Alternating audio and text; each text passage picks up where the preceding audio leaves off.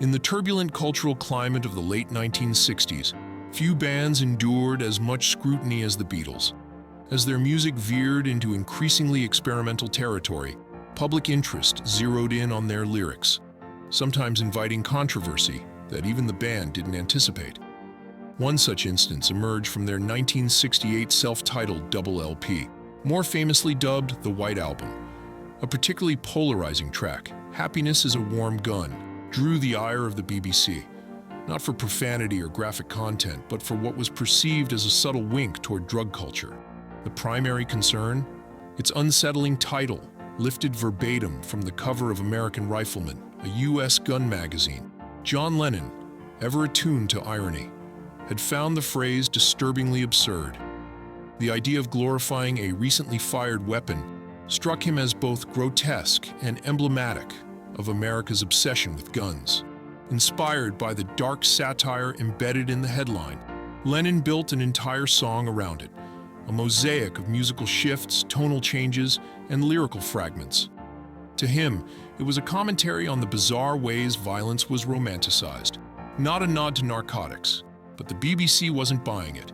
Despite Lennon's explanation, officials fixated on certain lines, such as "I need a fix because I'm going down and Mother Superior jumped the gun," as coded references to heroin use. After several internal reviews, the broadcaster concluded the track might encourage what they described as a permissive attitude toward drug use. As a result, the song was promptly banned from airwaves and remained in blackout until 1972.